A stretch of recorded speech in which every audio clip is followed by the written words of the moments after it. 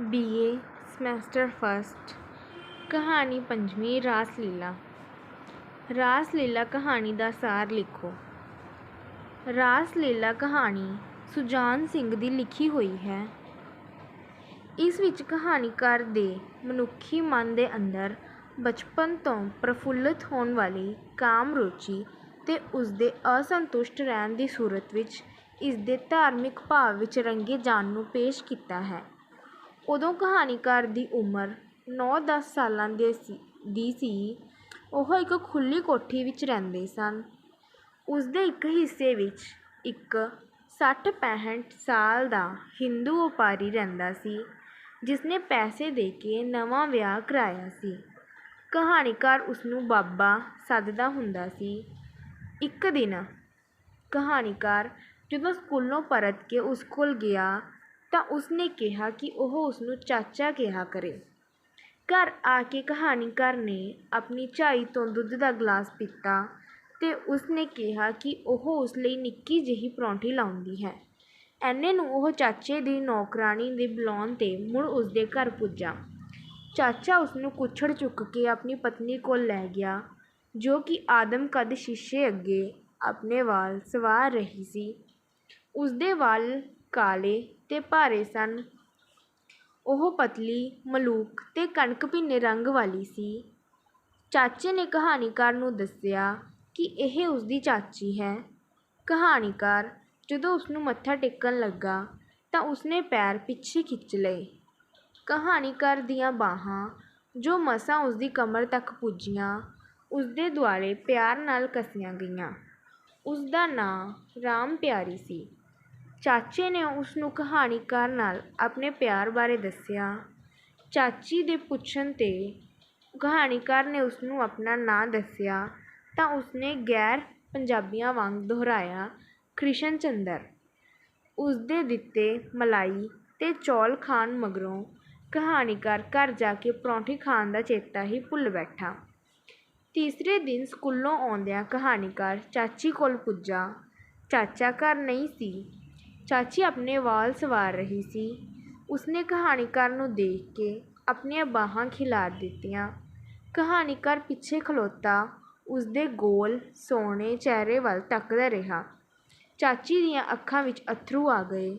ਕਹਾਣੀਕਾਰ ਬਾਹਾਂ ਪਸਾਰ ਕੇ ਜਿਉਂ ਹੀ ਅੱਗੇ ਵਧਿਆ ਤਾਂ ਉਸਨੇ ਗੋਡਿਆਂ ਭਾਰ ਹੋ ਕੇ ਉਸਨੂੰ ਆਪਣੀ ਛਾਤੀ ਨਾਲ ਲਾ ਲਿਆ।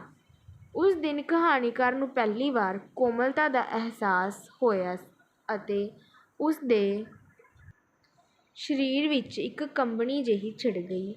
ਚਾਚੀ ਨੇ ਕਈ ਚਿਰ ਆਪਣੀ ਗੱਲ ਕਹਾਣੀਕਾਰ ਦੀ ਗੱਲ ਨਾਲ ਲਾ ਰੱਖੀ। ਉਸਦੇ ਅੱਥਰੂ ਵਹਿ ਰਹੇ ਸਨ। ਕਹਾਣੀਕਾਰ ਨੇ ਦੇਖਿਆ ਕਿ ਉਸਦੇ ਬੁੱਲ੍ਹ ਕੰਬ ਰਹੇ ਸਨ ਤੇ ਅੱਖਾਂ ਮਿਟੀਆਂ ਹੋਈਆਂ ਸਨ। ਜਦੋਂ ਕਹਾਣੀਕਾਰ ਨੇ ਉਸਨੂੰ ਚਾਚੀ ਕਹਿ ਕੇ ਬੁਲਾਇਆ ਤਾਂ ਉਸਨੇ ਕਿਹਾ ਕਿ ਉਹ ਉਸਨੂੰ ਰਾਧਾ ਕਹਿ ਕੇ ਬੁਲਾਇਆ ਕਰੇ। ਕਹਾਣੀਕਾਰ ਨੂੰ ਪਤਾ ਲੱਗਾ ਕਿ ਚਾਚਾ ਮੱਸਿਆ ਤੋਂ ਸਿਵਾ ਇਸ ਵੇਲੇ ਕਦੇ ਵਿਹਲਾ ਨਹੀਂ ਹੁੰਦਾ। ਚਾਚੀ ਨੇ ਇਹ ਵੀ ਦੱਸਿਆ ਕਿ ਉਸਨੇ ਨੌਕਰਾਣੀ ਨੂੰ ਕੱਢ ਦਿੱਤਾ ਹੈ। ਅਚਾਨਕ ਰਾਧਾ ਨੇ ਕਹਾਣੀਕਾਰ, ਜਿਸ ਨੂੰ ਉਹ ਕ੍ਰਿਸ਼ਨ ਚੰਦਰ ਕਹਿ ਕੇ ਬੁਲਾਉਂਦੀ ਸੀ, ਦਾ ਬਸਤਾ ਮੋਢੇ ਤੋਂ ਲਾਹ ਦਿੱਤਾ ਤੇ ਨਾਲ ਹੀ ਉਸਦਾ ਕੋਟ ਤੇ ਬੂਟ ਵੀ ਉਤਾਰ ਦਿੱਤੇ। ਉਸਨੇ ਉਸਦੀ ਸੱਜੀ ਲੱਤ ਨੂੰ ਅੱਗੇ ਕਰਕੇ ਗੋਡੇ ਤੋਂ ਝੁਕਾ ਦਿੱਤਾ ਤੇ ਪੱਬ ਭਰਨੇ ਖੜ੍ਹਾ ਕਰ ਦਿੱਤਾ। ਖੱਬੀ ਲੱਤ ਜਿਉਂ ਦੀ ਤਿਉਂ ਸਿੱਧੀ ਰਹਿਣ ਦਿੱਤੀ। ਫਿਰ ਉਸਨੇ ਕੀਲੀ ਤੋਂ ਇੱਕ ਸੋਟੀ ਲਾ ਕੇ ਲੰਮੇ ਦਾ ਉਸਦੇ ਹੱਥ ਵਿੱਚ ਫੜਾ ਕੇ ਇੱਕ ਪਾਸਿਓਂ ਉਸਦੇ ਬੁੱਲ੍ਹਾਂ ਨਾਲ ਲਾ ਦਿੱਤੀ। ਫਿਰ ਉਸਨੇ ਰੇਸ਼ਮ ਦੇ ਇੱਕ ਗੁਲਾਬੀ ਫੀਤੇ ਨਾਲ ਉਸਦੇ ਖੱਬੇ ਕੰਨ ਕੋਲ ਵਾਲਾਂ ਵਿੱਚ ਇੱਕ ਫੁੱਲ ਬਣਾ ਦਿੱਤਾ। ਫਿਰ ਉਸਨੇ ਸਾਹਮਣੇ ਲੱਗੀ ਕ੍ਰਿਸ਼ਨ ਦੀ ਤਸਵੀਰ ਨੂੰ ਦੇਖ ਕੇ ਉਸਦੇ ਲੱਕ ਦੁਆਲੇ ਇੱਕ ਪੀਲੀ ਧੋਤੀ ਬੰਨ੍ਹ ਦਿੱਤੀ। ਇਸ ਪਿੱਛੋਂ ਉਹ ਬੜੀ ਪ੍ਰਸੰਨ ਜਾਪੀ। ਫਿਰ ਉਸਨੇ ਕਹਾਣੀਕਾਰ ਤੋਂ ਸੋਟੀ ਖੋਹ ਕੇ ਪਰਾਂ ਵਗਾਹ ਮਾਰੀ ਤੇ ਉਸਨੂੰ 5-7 ਭਾਂ-ਭਾਂ ਬਿੱਲੀਆਂ ਦੇ ਝੂਟੇ ਦੇ ਕੇ ਖੜ੍ਹਾ ਕਰ ਦਿੱਤਾ ਤੇ ਨਾਲ ਹੀ ਉਸਦੇ ਮੱਥੇ ਤੇ ਵਾਲਾਂ ਨੂੰ ਚੁੰਮਿਆ। ਕਹਾਣੀਕਾਰ ਦੇ ਪਹਿਲੇ ਕੱਪੜੇ ਪੁਆਉਣ ਮਗਰੋਂ ਉਸਨੂੰ ਚਾਂਦੀ ਦੇ ਗਲਾਸ ਵਿੱਚ ਦੁੱਧ ਪੀਣ ਲਈ ਤੇ ਚਾਂਦੀ ਦੀ ਰਕੇਬੀ ਵਿੱਚ ਅੰਗੂਰ ਖਾਣ ਲਈ ਦਿੱਤੇ। ਜਦੋਂ ਮੂੰਹ ਹੱਥ ਧੋ ਕੇ ਕਹਾਣੀਕਾਰ ਬਾਹਰ ਨਿਕਲਿਆ ਤਾਂ ਰਾਧਾ ਨੇ ਉਸਨੂੰ ਕਿਹਾ ਕਿ ਉਹ ਕੱਲ੍ਹ ਫੇਰ ਆਵੇ। ਉਹ ਉਸਨੂੰ ਬੜਾ ਸੋਹਣਾ ਨਾਚ ਨੱਚ ਕੇ ਦਿਖਾਵੇਗੀ। ਘਰ ਪੁੱਜਣ 'ਤੇ ਕਹਾਣੀਕਾਰ ਦੀ ਮਾਂ ਉਸਨੂੰ ਉਡੀਕ ਰਹੀ ਸੀ। ਉਸਨੇ ਉਸਦੇ ਦੇਰ ਨਾਲ ਘਰ ਪੁੱਜਣ ਦਾ ਕਾਰਨ ਪੁੱਛਿਆ ਤਾਂ ਉਸਨੇ ਪਹਿਲੀ ਵਾਰੀ ਝੂਠ ਬੋਲਦਿਆਂ ਉੱਤਰ ਦਿੱਤਾ, ਉਹ ਅਭਿਨੇਦਰ ਦੇ ਘਰ ਸੀ। ਉਸ ਨਵਾਂ ਮਸ਼ੀਨੀ ਲਾਟੂ ਆਂਦਾ ਝਾਈ। ਦੂਸਰੇ ਦਿਨ ਕਹਾਣੀਕਾਰ ਦਾ ਸਕੂਲ ਵਿੱਚ ਬਿਲਕੁਲ ਦਿਲ ਨਾ ਲੱਗਾ। ਉਹ ਰਸਤੇ ਵਿੱਚ ਵਿਪਨ ਨਾਲ ਖੇਡਣ ਲਈ ਵੀ ਤਿਆਰ ਨਾ ਹੋਇਆ। ਉਸਨੇ ਘਰ ਵਿੱਚ ਦੁੱਧ ਨਾ ਪੀਣ ਲਈ ਬਹਾਨਾ ਬਣਾਇਆ ਤੇ ਅਭਿਨੇਦਰ ਦੇ ਘਰ ਖੇਡਣ ਦਾ ਬਹਾਨਾ ਬਣਾ ਕੇ ਰਾਧਾ ਦੇ ਘਰ ਜਾ ਵੜਿਆ। ਰਾਧਾ ਸ਼ਿੰਗਾਰ ਤੇ ਪੁਸ਼ਾਕ ਨਾਲ ਸਜੀ ਫੱਬੀ ਉਸਦੀ ਉਡੀਕ ਕਰ ਰਹੀ ਸੀ। ਕਹਾਣੀਕਾਰ ਨੂੰ ਉਹ ਅਤਿਅੰਤ ਸੋਹਣੀ ਪ੍ਰਤੀਤ ਹੋਈ। ਉਸਨੇ ਕਹਾਣੀਕਾਰ ਨੂੰ ਅੰਦਰ ਲਿਜਾ ਕੇ ਆਸਣ ਉੱਪਰ ਬਿਠਾਇਆ।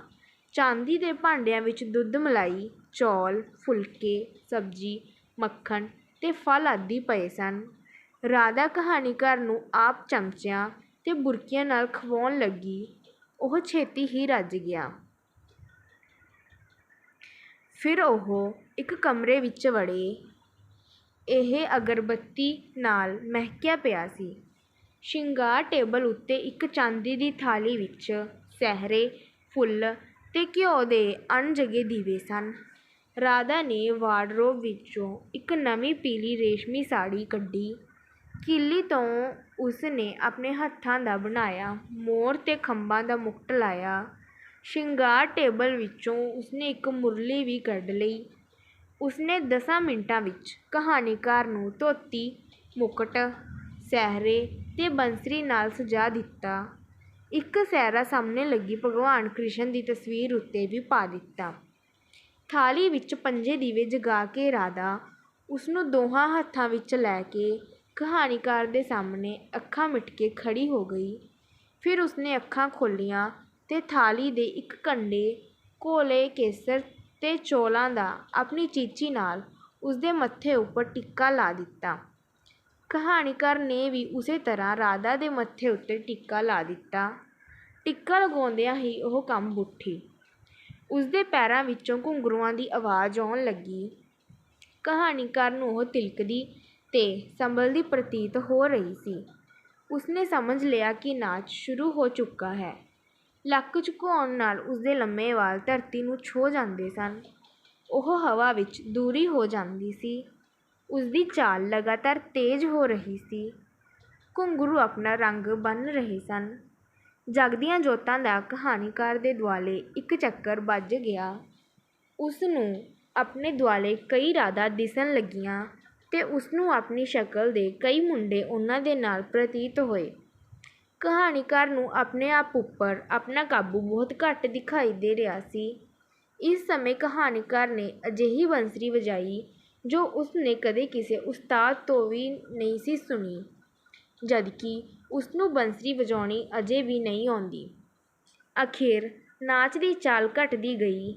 ਰਾਧਾ ਸ਼ਰਾਬੀਆਂ ਵਾਂਗ ਹੁਲਾਰੇ ਖਾ ਰਹੀ ਸੀ, ਪਰ ਉਹ ਆਪਣੇ ਹੱਥੋਂ ਦੀਵਿਆਂ ਵਾਲੀ ਥਾਲੀ ਨਹੀਂ ਸੀ ਡਿੱਗਣ ਦਿੰਦੀ। ਕਹਾਣੀਕਾਰ ਦੁਆਰਾ ਉਸਦੇ ਹੱਥੋਂ ਥਾਲੀ ਫੜ ਕੇ ਸ਼ਿੰਗਾਰ ਟੇਬਲ ਉੱਪਰ ਰੱਖਣ ਦੀ ਢਿੱਲ ਸੀ ਕਿ ਉਹ ਧੜੱਮ ਕਰਕੇ ਹੇਠਾਂ ਡਿੱਗ ਪਈ। ਕਹਾਣੀਕਾਰ ਨੇ ਮੁਰਲੀ ਸੁੱਟ ਕੇ ਉਸਨੂੰ ਸਾਂਭਿਆ। ਉਸ ਵਿੱਚ ਪਤਾ ਨਹੀਂ ਕਿੱਥੋਂ ਇੰਨਾ ਬਲ ਆ ਗਿਆ। ਉਹ ਆਪਣੇ ਆਪ ਨੂੰ ਇੱਕ ਪੂਰਾ ਆਦਮੀ ਸਮਝ ਰਿਹਾ ਸੀ। ਉਸਨੇ ਆਪਣੀ ਧੋਤੀ ਦੇ ਪੱਲੇ ਨਾਲ ਪੱਖਾ ਕਰਕੇ ਉਸਨੂੰ ਹੋਸ਼ ਵਿੱਚ ਲਿਆਂਦਾ। ਉਸਨੇ ਉੱਠ ਕੇ ਕਹਾਣੀਕਾਰ ਦੀ ਗੱਲ੍ਹ ਚੁੰਮੀ। ਕਹਾਣੀਕਾਰ ਦੇ ਸਰੀਰ ਵਿੱਚ ਕੰਬਣੀਆਂ ਛਿੜ ਗਈਆਂ। ਉਸਨੇ ਨੀਮ ਬੇਹੋਸ਼ੀ ਦੀ ਹਾਲਤ ਵਿੱਚ ਰਾਧਾ ਨੂੰ ਗਲਵੱਕੜੀ ਪਾ ਲਈ। ਉਹ ਉਸਦੀਆਂ ਬਾਹਾਂ ਵਿੱਚ ਨਿੱਸਲ ਸੀ। ਕਹਾਣੀਕਾਰ ਨੇ ਉਸਦੀਆਂ ਗੱਲ੍ਹਾਂ, ਬੁੱਲ੍ਹਾਂ, ਅੱਖਾਂ ਤੇ ਵਾਲਾਂ ਨੂੰ ਚੁੰਮਿਆ। ਕੁਝ ਚਿਰ ਮਗਰੋਂ ਉਸਨੇ ਅੱਖਾਂ ਖੋਲ੍ਹ ਕੇ ਬੰਦ ਕਰ ਲਈਆਂ। ਅਚਾਨਕ ਬੂਹਾ ਖੜਕਣ ਦੀ ਆਵਾਜ਼ ਨਾਲ ਉਹ ਉੱਠੇ, ਪਰ ਕੋਈ ਨਹੀਂ ਸੀ। ਉਸਨੂੰ ਫੇਰ ਪਹਿਲਾਂ ਵਾਂਗ ਕ੍ਰਿਸ਼ਨ ਬਣਾਇਆ ਗਿਆ। ਕਾਫੀ ਦੇਰ ਹੋਣ 'ਤੇ ਕਹਾਣੀਕਾਰ ਘਰ ਪੁੱਜਾ। ਹੁਣ ਕਹਾਣੀਕਾਰ ਹਰ ਰੋਜ਼ ਰਾਧਾ ਦੇ ਘਰ ਜਾਣ ਲੱਗਾ। ਉਸਦੀ ਭੁੱਖ ਘਟਣ ਕਰਕੇ ਉਸਦੇ ਘਰਦਿਆਂ ਨੂੰ ਫਿਕਰ ਲੱਗ ਗਿਆ। ਡਾਕਟਰ ਨੇ ਉਸਦੀ ਸਿਹਤ ਠੀਕ ਦੱਸੀ। ਉਸਦੇ ਸਕੂਲ ਦੀ ਰਿਪੋਰਟ ਵੀ ਚੰਗੀ ਸੀ। ਉਸਦੇ ਰਾਤ ਦੀ ਰੋਟੀ ਨਾ ਖਾਣ ਕਰਕੇ ਉਸਦੀ ਝਾਈ ਖੂਫੀਆ ਪੁਲਿਸ ਵਾਂਗ ਉਸਦੇ ਮਗਰ ਲੱਗ ਗਈ। ਇੱਕ ਦਿਨ ਉਹਨਾਂ ਉਸਨੂੰ ਰਾਧਾ ਦੇ ਘਰ ਵੜਦਿਆਂ ਦੇਖ ਲਿਆ। ਪਤਾ ਨਹੀਂ ਉਹ ਕਿੰਨਾ ਚਿਰ ਬੂਹੇ ਨਾਲ ਕੰਨ ਲਾ ਕੇ ਸੁਣਦੇ ਰਹੇ ਹੋਣਗੇ। ਨਾਚ ਮੁੱਕਣ ਉੱਤੇ ਉਹਨਾਂ ਨੇ ਤੇਜ਼ ਆਵਾਜ਼ਾਂ ਦਿੱਤੀਆਂ। ਰਾਧਾ ਨੇ ਬੜੀ ਤੇਜ਼ੀ ਨਾਲ ਕਹਾਣੀਕਾਰ ਦੇ ਕੱਪੜੇ ਲਾਹ ਕੇ ਪਹਿਲੇ ਕੱਪੜੇ ਪਵਾ ਦਿੱਤੇ ਤੇ ਮੂੰਹ ਧੁਆ ਕੇ ਅੰਦਰ ਲੁਕਾ ਦਿੱਤਾ। ਫਿਰ ਉਸਨੇ ਬੂਹਾ ਖੋਲ੍ਹਿਆ ਤੇ ਝਾਈ ਦੇ ਪੁੱਛਣ ਉੱਤੇ ਉਸਨੇ ਕਿਹਾ ਕਿ ਉਹ ਦੇਖਦੀ ਹੈ ਕਿ ਕ੍ਰਿਸ਼ਨ ਇੱਥੇ ਹੈ ਜਾਂ ਨਹੀਂ। ਕਈ ਵਾਰ ਉਹ ਉਸਦੇ ਸੁੱਤਿਆਂ ਸੁੱਤਿਆਂ ਅੰਦਰ ਦਾ ਬੂਹਾ ਅੜਾ ਕੇ ਇਕੱਲਾ ਖੇਡਦਾ ਰਹਿੰਦਾ ਸੀ। ਅੰਦਰ ਜਾ ਕੇ ਉਸਨੇ ਕਹਾਣੀਕਾਰ ਨੂੰ ਬਾਹੋਂ ਫੜ ਲਿਆ। ਉਸਨੂੰ ਡਰ ਨਾਲ ਕੰਬਦਿਆਂ ਦੇਖ ਕੇ ਉਹ ਕਹਿਣ ਲੱਗੀ, ਡਰੋ ਨਾ ਮੇਰੇ ਕ੍ਰਿਸ਼ਨ, ਅਸੀਂ ਚੋਰੀ ਨਹੀਂ ਕੀਤੀ, ਪਾਪ ਨਹੀਂ ਕੀਤਾ। ਕਹਾਣੀਕਾਰ ਉਸ ਨਾਲ ਧਰੀਕਦਾ ਬਾਹਰ ਆ ਗਿਆ ਤੇ ਰਾਧਾ ਨੇ ਉਸਦੀ ਬਾਂਹ ਝਾਈ ਨੂੰ ਫੜਾਉਂਦਿਆਂ ਕਿਹਾ, ਆਹ ਲਓ, ਫੜੋ ਆਪਣਾ ਮੱਖਣ ਚੋਰ। ਅੰਦਰ ਕਮਰੇ ਵਿੱਚ ਲੁਕਿਆ ਹੋਇਆ ਸੀ।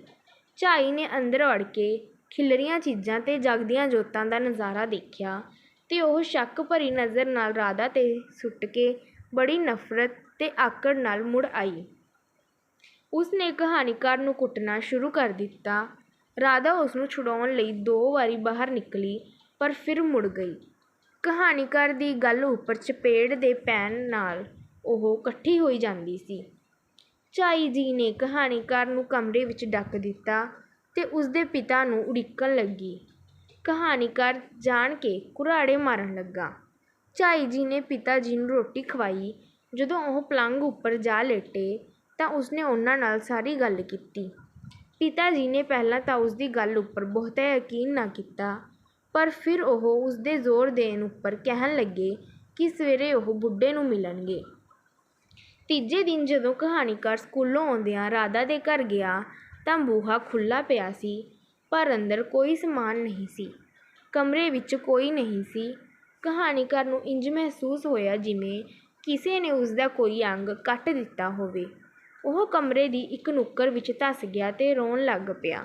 ਅਚਾਨਕ ਉਸਦੀ ਝਾਈ ਨੇ ਉਸਦੀ ਬਾਂਹ ਆ ਫੜੀ ਤੇ ਧੂੰਹਦੀ ਹੋਈ ਘਰ ਵੱਲ ਲਿਜਾ ਰਹੀ ਸੀ। ਸੁਜਾਨ ਸਿੰਘ ਦੀ ਕਹਾਣੀ ਰਾਸ ਲੀਲਾ ਦੇ ਵਿਸ਼ਾ ਵਸਤੂ ਸੰਬੰਧੀ ਜਾਣਕਾਰੀ ਦਿਓ। ਰਾਸ ਲੀਲਾ ਕਹਾਣੀ ਪੰਜਾਬੀ ਦੇ ਪ੍ਰਸਿੱਧ ਕਹਾਣੀਕਾਰ ਸੁਜਾਨ ਸਿੰਘ ਦੀ ਇੱਕ ਬਹੁਤ ਹੀ ਸੁਆਦਲੀ ਤੇ ਦਿਲਚਸਪ ਰਚਨਾ ਹੈ। ਇਸ ਕਹਾਣੀ ਦਾ ਮੁੱਖ ਵਿਸ਼ਾ ਮਨੁੱਖ ਦੇ ਮਨ ਵਿੱਚ ਬਚਪਨ ਤੋਂ ਹੀ ਨਿਵਾਸ ਕਰਨ ਵਾਲੀ ਕਾਮ ਰੁਚੀ ਦੀ ਤ੍ਰਿਪਤੀ ਅਤੇ ਇਸ ਦੇ ਅਤ੍ਰਿਪਤ ਰਹਿਣ ਦੀ ਸੂਰਤ ਵਿੱਚ ਇਸ ਦਾ ਧਾਰਮਿਕ ਭਾਵ ਵਿੱਚ ਤਬਦੀਲ ਹੋ ਜਾਣਾ ਹੈ।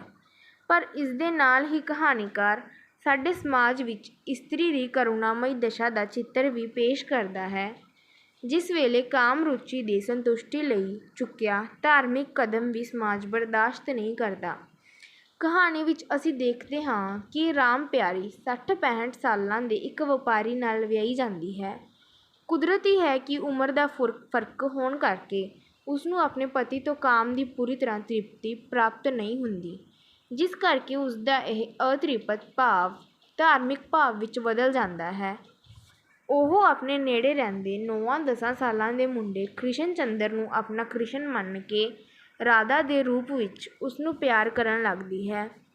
ਉਹ ਉਸਨੂੰ ਘੁੱਟ-ਘੁੱਟ ਕੇ ਆਪਣੀ ਛਾਤੀ ਨਾਲ ਲਾਉਂਦੀ ਹੈ, ਉਸਦੀ ਗੱਲ ਨਾਲ ਗੱਲ ਲਾ ਕੇ ਪਿਆਰ ਕਰਦੀ ਹੈ ਤੇ ਉਸਨੂੰ ਕ੍ਰਿਸ਼ਨ ਵਾਂਗ ਸ਼ਿੰਗਾਰਦੀ ਹੋਈ ਇੱਕ ਲੱਤ ਭਾਰ ਖੜਾ ਕਰਦੀ ਹੈ। ਉਸਦੇ ਪੀਲੀ ਸਾੜੀ ਲਾਉਂਦੀ ਹੈ, ਉਸਦੇ ਹੱਥ ਵਿੱਚ ਬੰਸਰੀ ਫੜਾਉਂਦੀ ਹੈ ਤੇ ਘੁੰਗਰੂ ਪਾ ਕੇ, ਦੀਵੇ ਜਗਾ ਕੇ, ਧੂਫ ਧੁਖਾ ਕੇ, ਹਾਰ ਪਾ ਕੇ, ਮੁਕਟ ਸਜਾ ਕੇ ਉਸਦੀ ਆਰਤੀ ਉਤਾਰਦੀ ਹੋਈ ਨੱਚਦੀ ਹੈ। ਇਸ ਤਰ੍ਹਾਂ ਕਰਦੀ ਹੋਈ ਉਹ ਅਦਭੁਤ ਮਸਤੀ ਭਰੀ ਅਵਸਥਾ ਵਿੱਚ ਹੁੰਦੀ ਹੈ।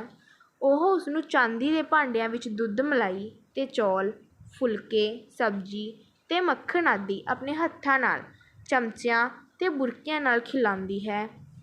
ਉਹ ਉਸਨੂੰ ਬਾਹਾਂ ਵਿੱਚ ਘੁੱਟ ਕੇ ਨਿਸਲ ਹੋ ਜਾਂਦੀ ਹੈ ਤੇ ਨੀਮ ਬੇਹੋਸ਼ੀ ਦੀ ਹਾਲਤ ਵਿੱਚ ਪਿਆਰ ਦਾ ਆਨੰਦ ਲੈਂਦੀ ਹੈ। ਦੂਜੇ ਪਾਸੇ ਕ੍ਰਿਸ਼ਨ ਚੰਦਰ ਭਾਵੇਂ ਛੋਟੀ ਉਮਰ ਦਾ ਹੈ, ਪਰ ਉਸ ਵਿੱਚ ਵੱਸਦੀ ਕਾਮ ਰੁਚੀ ਵੀ ਸੰਤੁਸ਼ਟੀ ਤੇ ਤ੍ਰਿਪਤੀ ਦੀ ਮੰਗ ਕਰਦੀ ਹੈ। ਉਸਦੀ ਰਾਧਾ ਵਿੱਚ ਦਿਲਚਸਪੀ ਵੀ ਇਹੋ ਸਪਸ਼ਟ ਕਰਦੀ ਹੈ। ਇਸ ਪ੍ਰਕਾਰ ਕਹਾਣੀਕਾਰ ਨੇ ਕਹਾਣੀ ਵਿੱਚ ਕਾਮ ਰੁਚੀ ਦੇ ਅਸੰਤੁਸ਼ਟ ਰਹਿਣ ਦੀ ਹਾਲਤ ਵਿੱਚ ਉਸਦੇ ਧਾਰਮਿਕ ਭਾਵ ਵਿੱਚ ਬਦਲ ਜਾਣ ਨੂੰ ਵਿਸ਼ੇ ਦੇ ਰੂਪ ਵਿੱਚ ਲਿਆ ਹੈ ਅਤੇ ਨਾਲ ਹੀ ਸਾਡੇ ਸਮਾਜ ਵਿੱਚ ਇਸਤਰੀ ਦੀ ਕਰੁਣਾਮਈ ਦਸ਼ਾ ਨੂੰ ਵੀ ਪੇਸ਼ ਕੀਤਾ ਹੈ। ਕਹਾਣੀ ਦਾ ਵਿਸ਼ਾ ਮਨੋਵਿਗਿਆਨਕ, ਸਮਾਜਿਕ ਅਤੇ ਮਹੱਤਵਪੂਰਨ ਹੈ। ਕਹਾਣੀਕਾਰ ਨੇ ਇਸ ਵਿਸ਼ੇ ਨੂੰ ਬੜੀ ਕਲਾਤਮਕਤਾ ਨਾਲ ਸਿਰਜੇ ਧਾਰਮਿਕ ਪੁੱਠ ਵਾਲੇ ਰੋਮਾਂਟਿਕ ਪਲਾਟ ਅਤੇ ਪਾਤਰਾਂ ਰਾਹੀਂ ਯਥਾਰਥਕ ਅਤੇ ਰੋਮਾਂਟਿਕ ਵਾਤਾਵਰਣ ਉਸਾਰ ਕੇ ਬੜੀ ਮਨੋਵਿਗਿਆਨਕ ਸੂਝ ਨਾਲ ਪੇਸ਼ ਕੀਤਾ ਹੈ। ਇਸ ਦਾ ਅੰਤ ਬਹੁਤ ਪ੍ਰਭਾਵਸ਼ਾਲੀ ਅਤੇ ਸੁਝਾਊ ਹੈ। ਰਾਸ ਲੀਲਾ ਕਹਾਣੀ ਦੇ ਪਾਤਰ ਕ੍ਰਿਸ਼ਨ ਚੰਦਰ ਦਾ ਚਰਿੱਤਰ ਚਿਤਰਨ ਕਰੋ। ਕ੍ਰਿਸ਼ਨ ਚੰਦਰ ਰਾਸ ਲੀਲਾ ਕਹਾਣੀ ਦਾ ਮੁੱਖ ਪਾਤਰ ਹੈ। ਇਸ ਕਹਾਣੀ ਦਾ ਵਰਣਨ ਉਹ ਆਪ ਹੀ ਉੱਤਮ ਪੁਰਖ ਵਿੱਚ ਕਰਦਾ ਹੈ। ਜਦੋਂ ਉਸਦੇ ਜੀਵਨ ਵਿੱਚ ਇਹ ਕਹਾਣੀ ਵਾਪਰਦੀ ਹੈ ਉਦੋਂ ਉਸਦੀ ਉਮਰ ਮਸਾਂ 9-10 ਸਾਲਾਂ ਦੀ ਸੀ। ਉਹ ਆਪਣੇ ਮਾਤਾ ਪਿਤਾ ਨਾਲ ਇੱਕ ਵੱਡੀ ਕੋਠੀ ਦੇ ਇੱਕ ਹਿੱਸੇ ਵਿੱਚ ਰਹਿੰਦਾ ਸੀ। ਉਹ ਸਕੂਲ ਪੜ੍ਹਨ ਜਾਂਦਾ ਹੁੰਦਾ ਸੀ। ਰਾਧਾ ਨੂੰ ਉਹ ਬਹੁਤ ਹੀ ਪਿਆਰਾ ਬੱਚਾ ਲੱਗਾ ਸੀ। ਕਹਾਣੀਕਾਰ ਇਸਦੇ ਪਾਤਰ ਰਾਹੀਂ ਜਿੱਥੇ ਆਪਣੇ ਮਨੋਵਿਗਿਆਨਕ ਵਿਸ਼ੇ ਦੇ ਇੱਕ ਮਹੱਤਵਪੂਰਨ ਪੱਖ ਨੂੰ ਪੇਸ਼ ਕਰਦਾ ਹੈ ਉੱਥੇ ਆਪਣੇ ਉਦੇਸ਼ ਨੂੰ ਵੀ ਸਪਸ਼ਟ ਕਰਦਾ ਹੈ। ਕਹਾਣੀਕਾਰ ਉਸਦੇ ਪਾਤਰ ਰਾਹੀਂ ਸਾਡੇ ਅੱਗੇ ਇਹ ਪੇਸ਼ ਕਰਦਾ ਹੈ ਕਿ ਸੁੰਦਰਤਾ ਦੀ ਖਿੱਚ ਹਰ ਇੱਕ ਮਨੁੱਖ ਵਿੱਚ ਬਚਪਨ ਤੋਂ ਹੀ ਹੁੰਦੀ ਹੈ। ਉਹ ਇਸਦੇ ਪਾਤਰ ਰਾਹੀਂ ਇਹ ਵੀ ਸਪਸ਼ਟ ਕਰਦਾ ਹੈ ਕਿ ਬੱਚਾ ਭਾਵੇਂ ਪਿਆਰ ਦਾ ਨਾਂ ਨਹੀਂ ਜਾਣਦਾ ਪਰ ਉਹ ਪਿਆਰ ਕਰਦਾ ਹੈ ਅਤੇ ਪਿਆਰ ਚਾਹੁੰਦਾ ਹੈ। ਕਹਾਣੀਕਾਰ ਇਸਦੇ ਪਾਤਰ ਰਾਹੀਂ ਇਹ ਵੀ ਸਪਸ਼ਟ ਕਰਦਾ ਹੈ ਕਿ ਪਿਆਰ ਮਨੁੱਖ ਨੂੰ ਰਾਗ ਅਤੇ ਕਵਿਤਾ ਆਦਿ ਕੋਮਲ ਹੁਨਰ ਆਪੇ ਹੀ ਸਿਖਾ ਦਿੰਦਾ ਹੈ।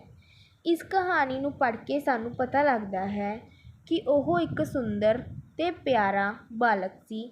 ਰਾਧਾ ਨੂੰ ਉਹ ਇੰਨਾ ਪਿਆਰਾ ਲੱਗਾ ਸੀ ਕਿ ਉਹ ਉਸਨੂੰ ਰੋਜ਼ ਕ੍ਰਿਸ਼ਨ ਦਾ ਰੂਪ ਦੇ ਕੇ ਉਸ ਨਾਲ ਰਾਸ ਲੀਲਾ ਰਚਾਉਣ ਲੱਗੀ ਅਤੇ ਇਸ ਪ੍ਰਕਾਰ ਆਪਣੇ ਅੰਦਰ ਅਣਜੋੜ ਵਿਆਹ ਦੇ ਅਹਿਸਾਸ ਨੂੰ ਧਾਰਮਿਕ ਰੰਗ ਦਿੰਦੀ ਸੀ।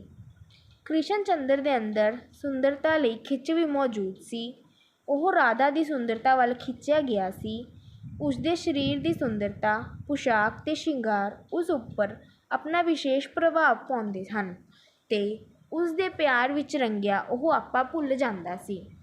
ਇੱਕ ਕਲਾਕਾਰ ਹੋ ਨਿਬੜਦਾ ਹੈ। ਉਸਦੇ ਪਿਆਰ ਦੀ ਖਿੱਚ ਕਾਰਨ ਉਹ ਉਸਦੇ ਕੋਲ ਹਰ ਰੋਜ਼ ਜਾਂਦਾ ਹੈ ਅਤੇ ਆਪਣੀ ਮਾਂ ਦੇ ਗੁੱਸੇ ਦਾ ਸ਼ਿਕਾਰ ਬਣਿਆ ਉਸਦੇ ਪਿਆਰ ਦੀ ਖਿੱਚ ਕਾਰਨ ਉਹ ਝੂਠ ਵੀ ਬੋਲਣ ਲੱਗ ਪੈਂਦਾ ਹੈ। ਉਹ ਚੰਗੀ ਸਿਹਤ ਦਾ ਮਾਲਕ ਵੀ ਸੀ ਅਤੇ ਸਕੂਲ ਵਿੱਚ ਇੱਕ ਵਿਦਿਆਰਥੀ ਦੇ ਰੂਪ ਵਿੱਚ ਉਸਦਾ ਕੰਮ ਵੀ ਤਸੱਲੀ ਬਖਸ਼ ਸੀ। ਉਂਝ ਉਹ ਆਪਣੀ ਮਾਤਾ ਤੋਂ ਡਰਦਾ ਵੀ ਸੀ। ਰਾਮ ਪਿਆਰੀ ਜਾਂ ਰਾਧਾ ਦਾ ਚਰਿੱਤਰ ਚਿਤਰਨ ਕਰੋ। ਰਾਮ ਪਿਆਰੀ ਅਰਥਾਤ ਰਾਧਾ ਰਾਸ ਲੀਲਾ ਕਹਾਣੀ ਦੀ ਮਹੱਤਵਪੂਰਨ ਪਾਤਰ ਹੈ। ਉਸਦੇ ਮਾਪਿਆਂ ਨੇ ਪੈਸੇ ਲੈ ਕੇ ਉਸਦਾ ਵਿਆਹ 60-65 ਸਾਲਾਂ ਦੇ ਇੱਕ ਬੁੱਢੇ ਵਪਾਰੀ ਨਾਲ ਕਰ ਦਿੱਤਾ ਸੀ। ਉਹ ਇੱਕ ਬੰਗਾਲਨ ਸੀ। ਉਸਦਾ ਰੰਗ ਕਣਕ ਭਿੰਨਾ ਸੀ। ਉਹ ਪਤਲੀ ਮਲੂਕ ਇਸਤਰੀ ਸੀ। ਉਸਦੇ ਲੰਮੇ ਕਾਲੇ ਅਤੇ ਭਾਰੇ ਵਾਲ ਗੋਡਿਆਂ ਤੀਕ ਲਮਕਦੇ ਰਹਿੰਦੇ ਸਨ। ਉਹ ਸੁੰਦਰ ਪੁਸ਼ਾਕ ਅਤੇ ਸ਼ਿੰਗਾਰ ਨਾਲ ਬਹੁਤ ਹੀ ਸੁੰਦਰ ਬਣ ਜਾਂਦੀ ਸੀ। ਕਹਾਣੀਕਾਰ ਨੇ ਉਸਦੇ ਚਰਿੱਤਰ ਰਾਹੀਂ ਇਸ ਕਹਾਣੀ ਦੇ ਵਿਸ਼ੇ ਅਤੇ ਉਦੇਸ਼ ਨੂੰ ਸਾਡੇ ਸਾਹਮਣੇ ਪੇਸ਼ ਕੀਤਾ ਹੈ। ਉਸਨੂੰ ਇੱਕ ਬੁੱਢੇ ਨਾਲ ਹੋਏ ਆਪਣੇ ਅਣਜੋੜ ਵਿਆਹ ਦਾ ਦੁਖਦਾਈ ਅਹਿਸਾਸ ਸੀ ਜਿਸ ਕਰਕੇ ਉਸਦੀਆਂ ਅੱਖਾਂ ਵਿੱਚ ਅੱਥਰੂ ਵੀ ਆ ਜਾਂਦੇ ਸਨ। ਪਰੰਤੂ ਉਹ ਆਪਣੇ ਅਸੰਤੁਸ਼ਟ ਭਾਵਾਂ ਨੂੰ ਸੰਤੁਸ਼ਟ ਕਰਨ ਲਈ ਧਾਰਮਿਕ ਰਸਤਾ ਅਪਣਾਉਂਦੀ ਹੈ ਅਤੇ ਕਹਾਣੀਕਾਰ ਨੂੰ ਕ੍ਰਿਸ਼ਨ ਸਜਾ ਕੇ ਆਪ ਉਸਦੀ ਰਾਧਾ ਬਣ ਕੇ ਰਾਸ ਲੀਲਾ ਰਚਾਉਂਦੀ ਹੈ। ਉਸਦੇ ਇਸ ਕਾਰਜ ਵਿੱਚ ਕਾਮ ਤ੍ਰਿਪਤੀ ਨਹੀਂ ਸਗੋਂ ਸਰੀਰ ਰਾਹੀਂ ਰੂਹ ਤ੍ਰਿਪਤੀ ਸ਼ਾਮਿਲ ਰਹਿੰਦੀ ਸੀ। ਇਸੇ ਕਰਕੇ ਜਦੋਂ ਕ੍ਰਿਸ਼ਨ ਚੰਦਰ ਦੀ ਝਾਈ ਸਿਰ ਉੱਤੇ ਆ ਜਾਂਦੀ ਹੈ ਤਾਂ ਇਹ ਉਸਨੂੰ ਕਹਿੰਦੀ ਹੈ, ਡਰੋ ਨਾ ਮੇਰੇ ਕ੍ਰਿਸ਼ਨ, ਅਸੀਂ ਚੋਰੀ ਨਹੀਂ ਕੀਤੀ, ਪਾਪ ਨਹੀਂ ਕੀਤਾ। ਇੱਕ ਕਲਾਕਾਰ ਰਾਧਾ ਇੱਕ ਕਲਾਕਾਰ ਵੀ ਸੀ। ਉਸਦਾ ਕ੍ਰਿਸ਼ਨ ਚੰਦਰ ਨੂੰ ਕ੍ਰਿਸ਼ਨ ਦੇ ਰੂਪ ਵਿੱਚ ਸਜਾਉਣਾ, ਨਾਚ ਕਰਨਾ ਅਤੇ ਇਸ ਕਲਾ ਵਿੱਚ ਆਪਾ ਭੁੱਲ ਜਾਣਾ ਉਸਦੇ ਇੱਕ ਪ੍ਰਬੀਨ ਕਲਾਕਾਰ ਹੋਣ ਦੀ ਗਵਾਹੀ ਕਰਦਾ ਹੈ।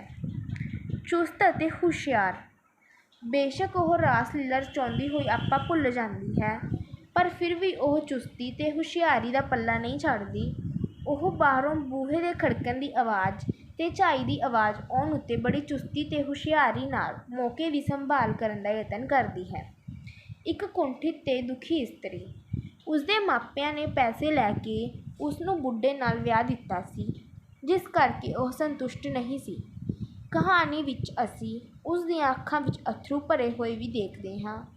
ਕਹਾਣੀ ਦੇ ਅੰਤ ਵਿੱਚ ਵੀ ਸ਼ਾਇਦ ਉਸਨੂੰ ਆਪਣੇ ਬੁੱਢੇ ਪਤੀ ਦੇ ਗੁੱਸੇ ਦਾ ਸ਼ਿਕਾਰ ਹੋਣਾ ਪਿਆ ਹੋਵੇ। ਇਸ ਪ੍ਰਕਾਰ ਉਹ ਇੱਕ ਕੁੰਠਿਤ ਤੇ ਦੁਖੀ ਇਸਤਰੀ ਸੀ। ਸਮੁੱਚੇ ਤੌਰ 'ਤੇ ਰਾਮ ਪਿਆਰੀ ਅਰਥਾਤ ਰਾਧਾ ਇਸ ਕਹਾਣੀ ਦੀ ਇੱਕ ਮਹੱਤਵਪੂਰਨ ਪਾਤਰ ਹੈ।